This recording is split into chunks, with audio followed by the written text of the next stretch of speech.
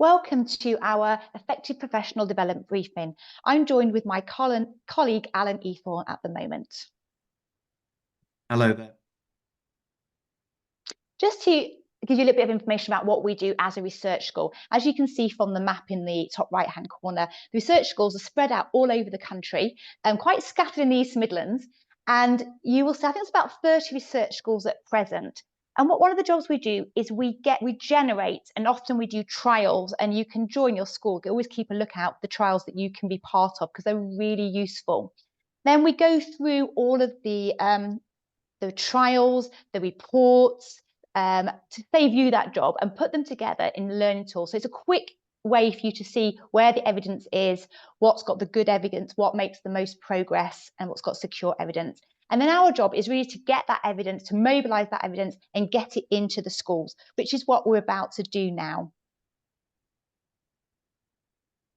So why do we use evidence? Simply, it just helps the teachers and the leaders to make more informed decisions about what we're doing and what not to do. It makes it easier to think about what is the best bet. So what we do is we take the evidence, we use our professional expertise and really think about the context we're in, and then that gives us our evidence-informed practice. Just before we start this, if you have signed up for this, you don't need to do this because we're all going to send you everything. But if you've been shared this in another form, if you just click on the code there, the QR code, and sign up with your name and your school, then we can send you all the resources that go with this. But please feel free to share this with as many people as you can. We want to really get this evidence out there. So I think moving on to Alan, and we're going to start by looking at the Professional Development Guidance Report. Great, thanks, Karen. Yes, so this evidence briefing is focused on the Effective Professional Development Guidance Report, which you can find on the EEF website. We'll make sure that you've got a link to the document itself, the summary poster, and also the additional tools and documents that are really helpful and can be helpful. Kind of some we'll talk about during this video, and others you might find useful for your settings and in your situations. So before we kind of delve too deeply into that, just wanted to sort of set the scene really about why professional development is so important. So just recently, a couple of weeks ago, TeachTap had brought out a report that you can see there. You need to pause the video to read, and just how important CPD is and professional development is, and also kind of how valuable it is, how valued and valuable it is to teachers, and how that looks. So that was an interesting survey a couple of weeks ago, Karen, wasn't it? Yes, it was really interesting. And also quite interesting how it points out how it's not always effective. And that's what we're going to talk about now, is how we can really make it effective. Absolutely. And yes, exactly. We've all been in lots of training over the years, I dare say, if you've been teaching as long as I have, the hours of professional development. So in terms of why should we bother, a useful, you may be familiar with Kraft and Pape's work here about just the sort of two striking things are that quite often that, as we know, in the first 2-3 years of teaching, the kind of we improve as teachers, we do quite rapidly, and then over time we tend to plateau off, or can do quite a lot then. But in this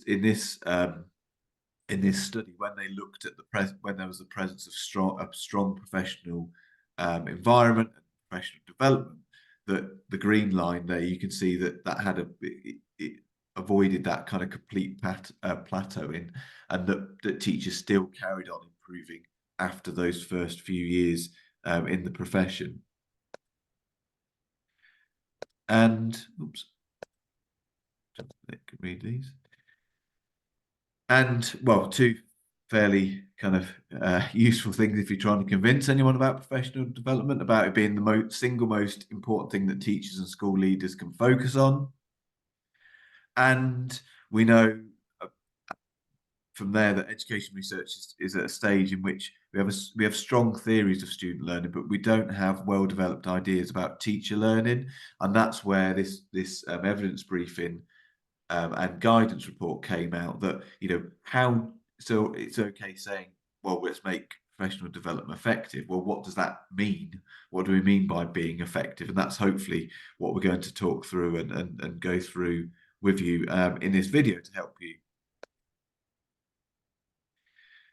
So I'm not going to go through all of this, but so in terms of the guidance report, this is where all the background information. So sometimes you see the flashy guidance report handout or the PDF or those kind of things, and might not be aware of what sits behind it.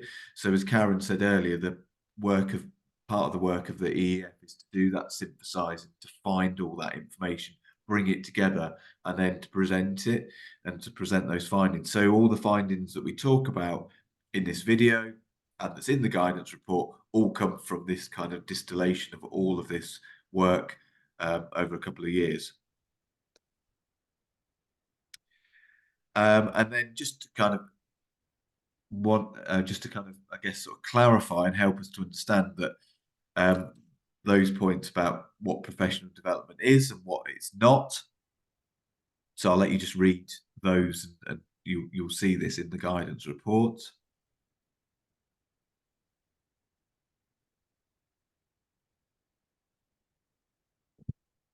And so when we're talking about professional development in this video, we're talking about that kind of left-hand side column. Then they're the things that we're referring to. It's not to say that you don't need to have sessions for teachers on new admissions codes and all sorts of different things. Of course you do, but the professional development we're talking about specifically in this review is about that kind of teacher pedagogy and development. And so I'll pass back to Karen to help work us through. Thank you. So looking at those recommendations, those headlines of the report, what we're going to be going through today is 3 recommendations. The first one we're going to be looking at is when we're designing, selecting professional development, we're going to focus on the mechanisms. Now, 2 really explains what those mechanisms are. We're going to go through that. And then 3, we're going to be talking about how we implement, and again, thinking always about context and the needs of the school, which we always keep coming back to. So looking at recommendation 1, focusing on the mechanisms, let's see what that means. So we're going to be talking about 3 things. There's forms, programs, and mechanisms. I'm just going to let you read through that first as a little bit of a definition.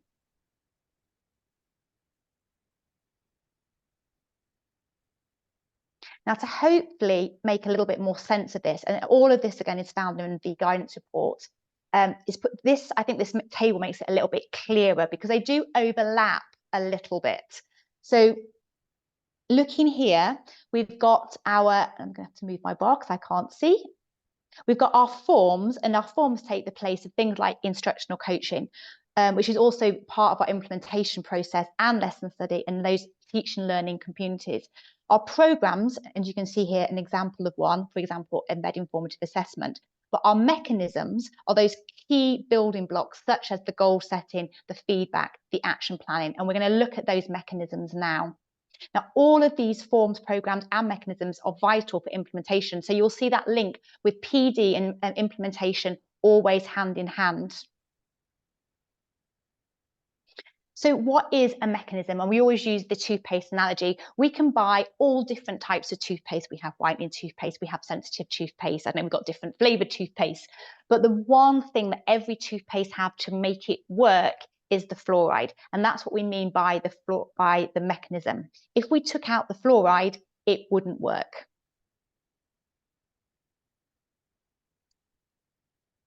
So what do we need to think about when we're designing and focusing on these mechanisms? What are they?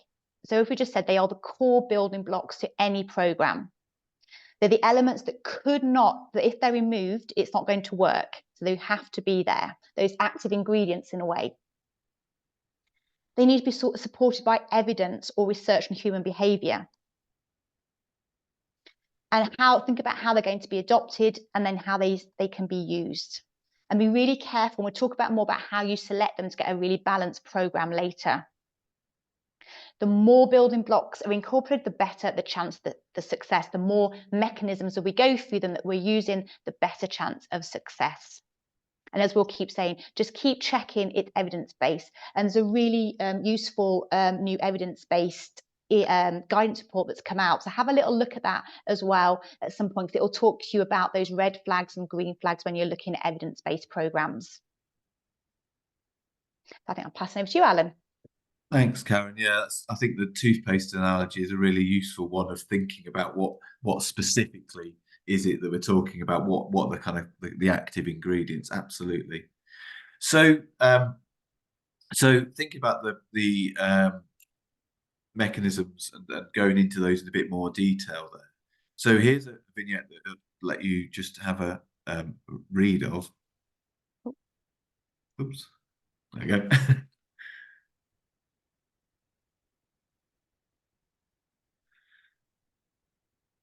And quite possibly you will be a bit like Darrell there, that maybe are wondering what exactly each mechanism maintains. So as Karen said, in this guidance report, the EF have managed to identify some of these kind of key ingredients, the things that are really important to include. And so we need to try and include them. So we need to know what they are. So we're going to go through the different areas in a moment. We're not going to go through every mechanism or ingredient, as it were, every mechanism, but obviously the guidance report goes through all of those in more detail, so you certainly will be able to read more about specific ones. So they're broadly arranged into four kind of headings or four areas. So there's some mechanisms that deal with the kind of building of the knowledge. There's some mechanisms that are linked to motivating teachers and about being motivated. There's some mechanisms that focus on developing those teacher techniques. And then the final one is about those some mechanisms about embedding that practice in the classroom, as it were. So those are the 14 mechanisms, and you can see those there. And like I say, we're going to sort of pick one from each of the areas just to focus in on, just to kind of explain a little bit more. But you'll see the cogs, and you'll recognise that in the guidance report that you'll have there. And Karen, so over to you. And a really nice activity is sort of split this up when you're in your staff meeting or at school and get people to read maybe 2 or 3 and then share them back so you really get to know them. And we've also included from Bradford Research School, with all the link documents, a blog that they have made that actually goes through each of these mechanisms in great detail. And that's a very useful resource to signpost you to later.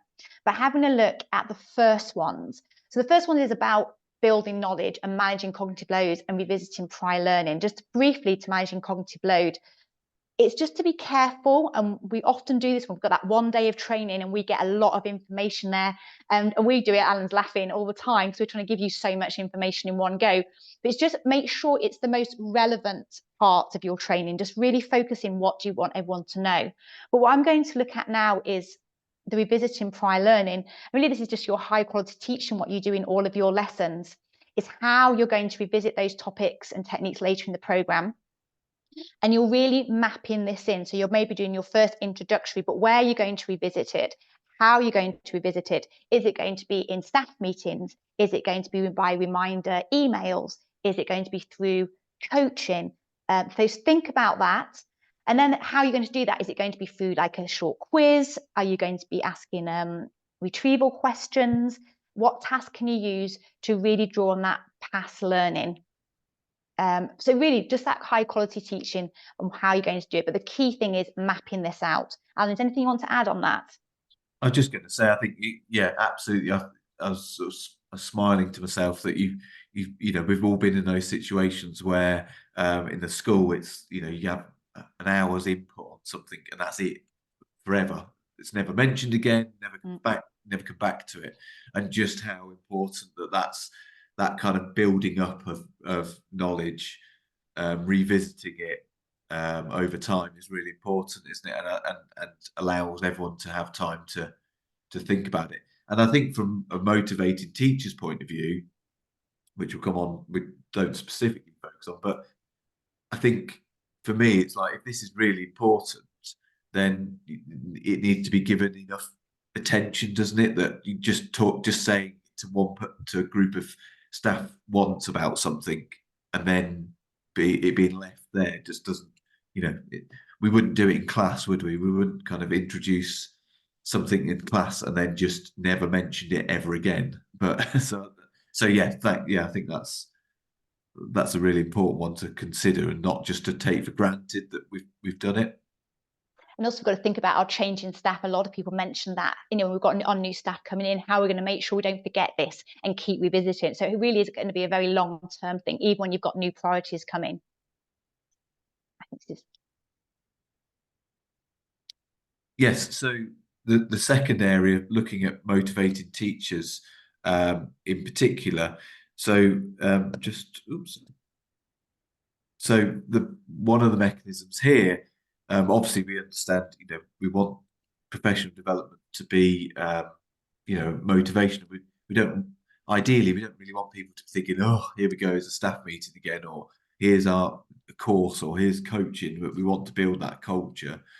And I think one of the things that certainly in the last decade or so, I think we've got better at is thinking about presenting the information from a credible source. So, if we are making this change and we are doing that, or, this improvement, hopefully, that it comes from a kind of credible source, and doesn't just become a kind of someone's thought and not really thought much else about it. Just, well, this is how I do it. That having that gravitas almost of having well, we know that this appears to have, an impact, or it might, it could be something to focus on, rather than just being another thing. We still can't crack reading. Here's a try this, do this. We bought a new scheme and we're doing this again, and we do. So I think that's what's really helpful about this mechanism. It's just that reminder of where's that information coming from. So if we're doing this training, where did that appear from? What's the credible source? Is there a kind of, where's that kind of come from? Yeah, I think Alan's so right there. That why is important if you want to have that teacher buy-in. Why are you doing this? Is it just another thing that we're doing again? So yeah, always start with that credible source. And then Karen, it's back to you. Okay, so then we look at those developing teacher techniques. I'll let you look at these headings.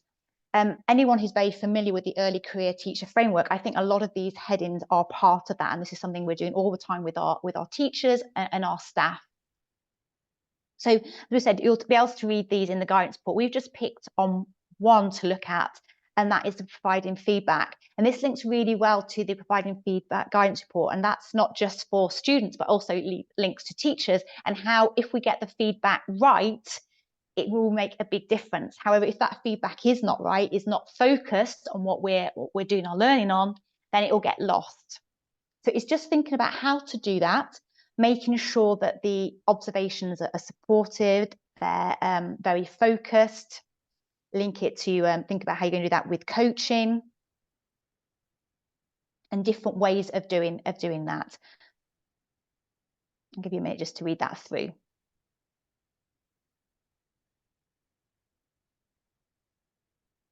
And finding that right coach is really important. It doesn't have to be SLT, just that very experienced teaching, and making sure you've got time to talk about it with a partner or with your teaching assistant. So you're developing that together and you're learning to have a go.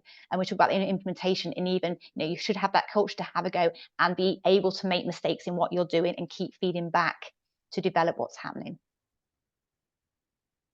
Anything you'd like to add, Alan? I'll move on. No, that's fine. And then the final area, this is the embedded practice. Now, I don't know about you, Karen, but this is the one I think we're not so great at in schools, or haven't been as great at in schools. And I think it's the one that we tend to forget. I don't know if it's because we've we've gone to the effort. We've got our plan of our professional development sessions. So we've done it over a year or a term. We thought about that. We thought about the kind of the impact on teachers, all of that kind of stuff. We do it. Teachers seem to understand it, and then we kind of leave it to chance and hope that it sort of permeates into their practice. And I think that's the one linked to what Karen was mentioned earlier, that I think that's the bit that that's where coaching is really important in professional development. That's where, you can see lots of these mechanisms would be covered through some sort of supportive observations with that formative feedback. That's kind of where it sits. And so the mechanism 14, just to focus on specifically there, is about that context-specific repetition. So if you imagine the example of, you're doing some work on reading, say for example, you've done some input over a series of sessions, staff have kind of got the idea and trialing these things out. But then to actually put it into that context specific, that's the key bit of how do you then put that into your classroom. And we all know classrooms are different. So, what year group, what age, that's the bit, that's the kind of finding out of those bits of kind of where does it fit into there, and how does it fit into that actual practice. And I think that's important. So the example they give there about questioning in class, it's that we can do some reading and learn about questioning, and we could practice it with each other and all of those things, plan for it, all of that kind of stuff. But ultimately, until you're doing it in class and given that opportunity, or making sure that happens from a leadership point of view, then that you can see how that one quite easily drops off. I don't know about you, Karen. No, I really agree with that. And also it can just change from year to year. As you say, you get a different cohort besides different year groups. It's really important to discuss that with similar phases and to see that progression. Absolutely. Definitely. So what you've just said, Alan, links really nicely to the combi model. And this is just showing how professional development works. And it's that opportunity you just mentioned. So there's three things that are really important here. We've got capability, and that is the training that hopefully you put into place and you've mapped out. And you'll see actually it's called combi, but the motivation is in the middle. You don't expect it to be at the bottom, because the capability and the opportunity will move into teachers being motivated and that behaviour change. And you can see those arrows are going backwards and forward. So making sure that teachers have got the opportunity to do it. That means the time to do it, the space to do it, the resources to do it if it's an intervention, even space, if it's a TA taking out a group, checking they've got all of those things. And then that feedback. And if you have that, then the teachers will feel motivated to do that. And hopefully the behaviour change will happen. And as teachers see the behaviour changing and having a positive, it feeds all back into it as well with that motivation. Just to give a little bit more information how this looks. And I'll let you read this more in your own time. So that capability is split into two. So you've got the psychological explaining, this is the evidence as well about why you're doing this, and then that training that you've had. This was taken from sort of medicine and a medical background before it was sort of changes a little bit into education. So you'll see how those links are there. So that motivation, some of it is an automatic thing, that those needs and how you've been learned to do it, and some of it is that self-conscious, that planning evaluation that has to all be put in place, and the opportunities that we just mentioned, checking that you've got the time to do it, the location and the accessibility. So what we're doing here is you're thinking about that behaviour you want to change that you've chosen in your implementation plan. And then you're looking through the training to have this. And hopefully then you will see those behaviour changes. And then this is just to show you how they've changed that. They've adapted it into the educational behaviour wheel. And like I said, I'll give you time to look at this. But this, as you have the guidance report in front of you, you will start to see in the yellow what we're looking for linked to those mechanisms. And it's quite interesting to dig deeper into this capability, motivation, opportunity.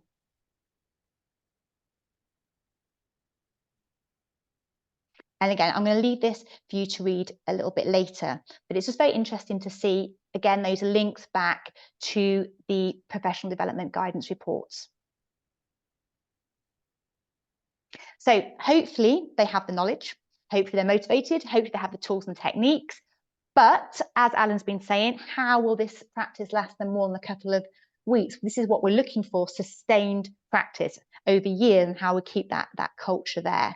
So it's a key of making sure that you have a mixture of all those mechanisms that we've talked about, of all of those 4 areas. So you can't have all of them, but taking one mechanism from each of those areas, one from building knowledge, one from motivated teachers, one from the techniques, and one from the embedding habits. And if you look at this tick list, you can start to guess what's going to happen. If you miss out embedding, you're going to go back to those old habits. We don't want that to happen. If you miss out this and developing teacher techniques, well, we're going to miss out that knowing doing gap. If we just have knowledge, there's going to be no implementation at all.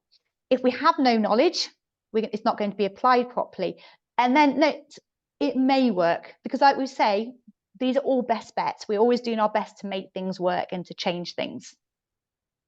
So that's what we're trying to look for mechanisms. Think about when you're planning it, what you have included. And later on, at the very end, we've left lots of tools and resources, and one of them is a sheet to help you plan this out. Great, thanks, Karen. I think that table's really helpful, and I think when you, as a leader, think back to some of those professional development things that you've tried to implement and get running, when you reflect back on them, you can see where some of those have gone wrong, and it's because there was never a plan for some of those areas. And that brings us nicely then on to recommendation 3, which is, as you can see there, to implement this professional development programs with care, taking into consideration the context and the needs of the school. We know, it comes up in lots of cases about how busy schools are, how busy staff are, and all of those kind of things. And I often joke, but it's not straightforward that when you say to someone, "Oh, what's the priority at your school this year? What are you working on?" They list about 20 different things. It's kind of like, well, they're not priorities. That's just a load of stuff, isn't it? But I know that as a head, the pressure that you're under from the kind of various sources that to kind of get on and to be seen to be doing something about all of these things. So we're just going to sort of think through that then. So as you can see there, I think it's really important in that first point about how it's adapted to suit that context. So thinking about any adaptations or what might have to happen for your school and its context. To think about,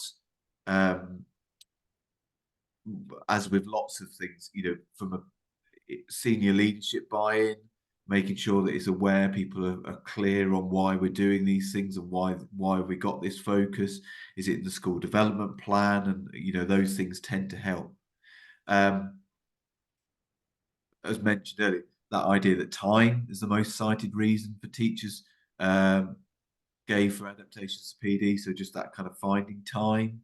So as leaders, it's that, how do we find time to make sure that people have those discussions and that input on those specific things, and that whole, what we've been talking about, that final point there about how professional development kind of tended not to link that kind of made that link between long duration and greater impact, and we often move on to the next thing before we kind of really, as Karen mentioned, we've really sort of sustained that change. Oops. There we go. And the same is true for professional development, that we do need to think about and remain faithful to those mechanisms that we've talked about. But we do obviously need to, on top of that, think about that the contextuality of our settings, and also the practicalities of, are we going to be able to do this?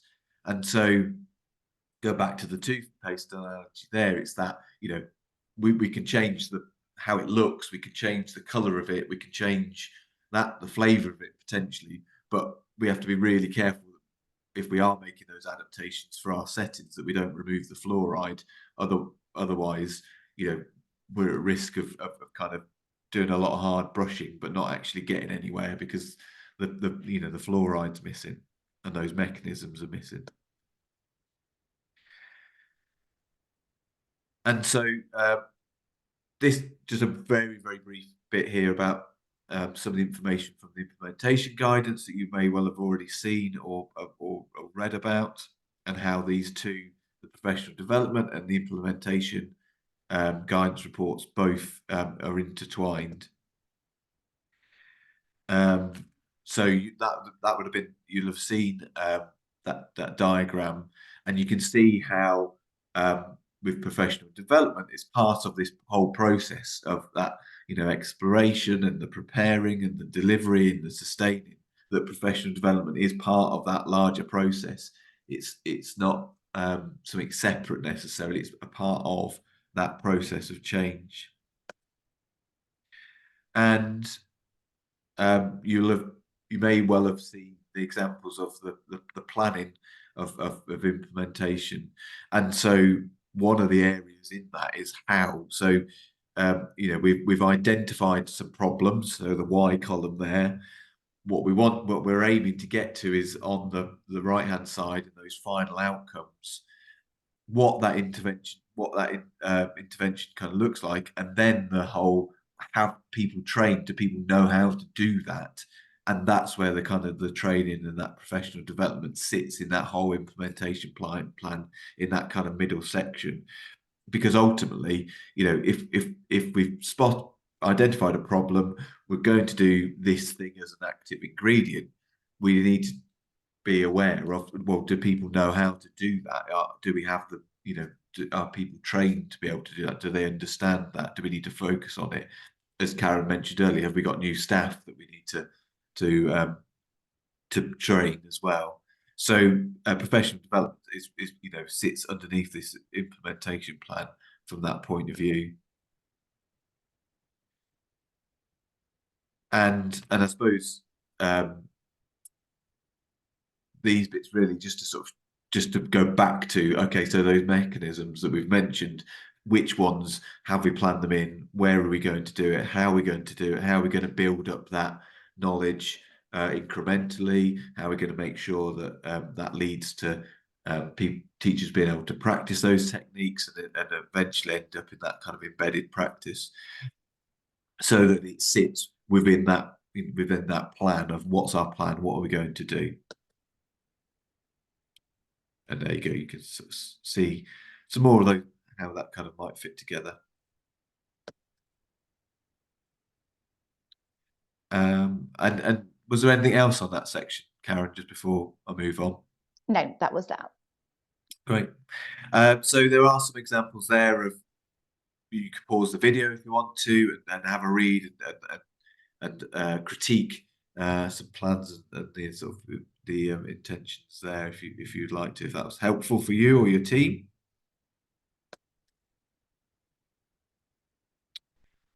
And then just finishing off really then. So this is, I think there's a whole series of information here on this first point, but the intended outcomes of that professional development, how are you going to set it out? What are you going to think of? What is it? Is this knowledge building? Is this putting into practice building? Is it opportunities to do that? How do those kind of things fit together? Have we thought about the mechanisms that have been covered through that professional development? Thinking about an example, maybe what is realistically possible in the time that we have available. And I think sometimes that's where, certainly if you're halfway through a year and you try and do this sort of change, it can be really difficult because you've not got any time.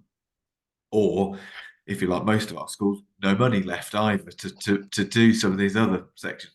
And that's why this thinking ahead for next year is really important about, that professional learning linked to pupil premium fund and the way that your school uses pupil premium funding to support high quality first teaching. I think, as Alan said, this is Sorry, Alan, because this is the perfect time, isn't it, as you're saying, to think about it this time of year, to plan ahead for this time and with the money and pupil premium. Absolutely, as budgets start to become aware for next year, pupil premium budgets, we know how much we're going to receive, and it's that kind of, okay, so where our gaps are. Do we have gaps generally about that kind of that sort of sustaining element and that practice? So do we need to think about coaching and using that money to release coaches, or how are we going to kind of to look at those things? And so just as a sort of final reflection for you guys to potentially do as a group or individually, just take something, some professional development program that maybe you're doing this year, or it could be in the past, it's absolutely fine. But think about which of those 14 mechanisms were present, and and if there weren't any, what ones are you missing? Is it a whole section? Is it just sort of one or two? And of the ones that were missing, is there some? Would they have improved, or could they have improved that professional development offer, and planning and those kind of things? Okay, so just about the end of the video. So hopefully you've got some key takeaways from today, and potentially then to think about sort of an action that you'll take as a result of this evidence briefing. It might be to share this video with colleagues. It could be to use some of those points, or to focus on those mechanisms, to go back and do that kind of pre-mortem, post-mortem of a professional development activity from this year, and to kind of unpick that, and to use that as a kind of learning point for your planning for next year. There's just a reminder. So this is the fourth evidence briefing podcast video. So we've still got SEN and metacognition to come, and the others are still available as well. So if you haven't already signed up to, please use those. Again, the implementation, we didn't go into too much detail today. There's a whole video on that. So do use that to help as well. And then I'll say thank you. And I know, Karen, you just wanted to remind people of some other useful bits as well. So just a reminder, at the end of this, I'll just flick to show you one or two. We have put in lots of resources for you, just things that you could consider when planning of those changes, and just some examples. And along with this, like I say, we've added lots of other tools as well. So I'll just go back, and I'd like to say also a thank you.